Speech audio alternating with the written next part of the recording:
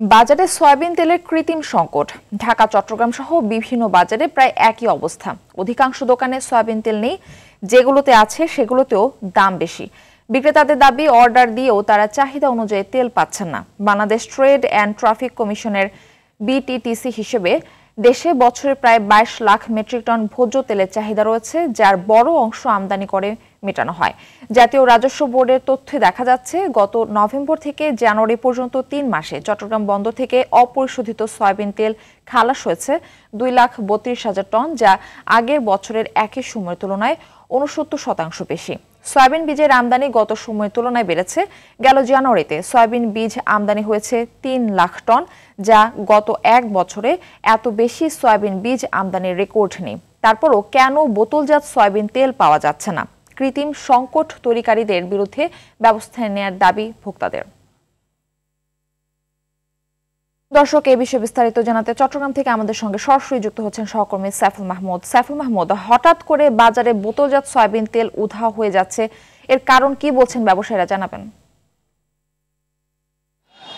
জি Murphy, আসলে আপনি যেমনটি বলেছেন, হঠাৎ করেই উধাও হয়ে যাওয়ার পেছনে একটাই কারণ, সেটি হচ্ছে মানে আরও আসলে দাম বৃদ্ধি করা। এখানকার যারা সাধারণ দোকানদার আছে, খুচরা দোকানদার, তারা বললো আসলে পাইকার ব্যবসায়ীরা কিন্তু এটি কিন্তু আসলে কারসাজি করে কিন্তু করছেন। যেহেতু সামনে রমজানের কিন্তু আর অল্প কিছুদিন বাকি আছে, এর মধ্যে রমজান কেন্দ্রিক যে পণ্যগুলো আছে সেই পণ্যগুলোর দাম কিন্তু ইতিমধ্যে বৃদ্ধি করে দিয়েছেন পাইকার ব্যবসায়ীরা, এবং যার কারণে খুচরা ব্যবসায়ীরাও কিন্তু বেশি দামে বিক্রি করতে হচ্ছে।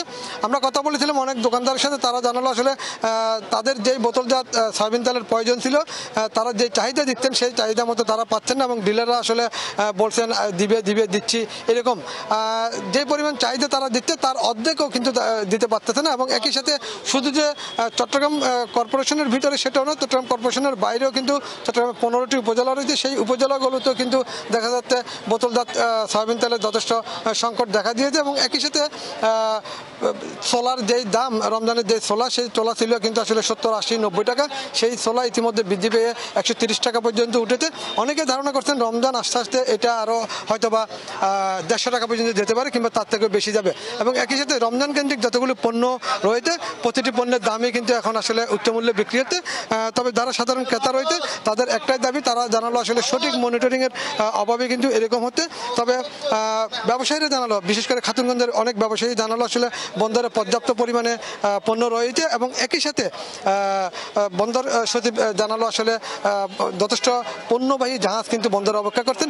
তবে একটা বিষয় জানিয়ে রাখি, সেটি হচ্ছে যে খাতুনগঞ্জের ব্যবসায়ী যারা আছে তারা বললো কিন্তু বড় বড় যে কর্পোরেট হাউসগুলো আছে তারা কিন্তু পণ্যগুলো জাহাজ থেকে, মাদার ভেসেল থেকে নামিয়ে ছোট ছোট লাইটার জাহাজে রেখেছেন, যাতে সংকট তৈরি হতে পারে। সংকট তৈরি হলে তারপরে কিন্তু তারা পণ্যগুলো হয়তো বন্দরে ভিড়াবেন।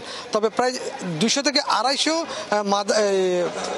250 ভেসেলে করে লাইটার জাহাজে পণ্য সাগরে অবস্থান করছেন। তবে এই বিষয়টিকে কিন্তু আসলে ভোক্তা সংরক্ষণ অধিদপ্তর খুবই গুরুত্ব সহকারে দেখছেন। আমরা কথা বলেছিলাম ওনাদের সাথে, ওনারা বললো আসলে এই কর্পোরেট হাউসগুলো আসলে পণ্য আমদানি করার পরও লাইটার জাহাজে বাসমান অবস্থায় রেখেছে, এবং বাসমান গুদাম বলে এটাকে, আসলে বাসমান গুদামে রেখেছেন, যেহেতু পণ্য সংকট সৃষ্টি করতে পারে। পণ্য সংকট সৃষ্টি করলে তারা কিন্তু এই দাম বাড়াতে পারবেন বলে এই সুযোগটা তারা কাজে লাগাচ্ছেন। মারফি, এই ছিল বাজার পরিস্থিতি নিয়ে আমার কাছে এই মুহূর্তে সর্বশেষ। সাইফুল মাহমুদ, ধন্যবাদ আপনাকে।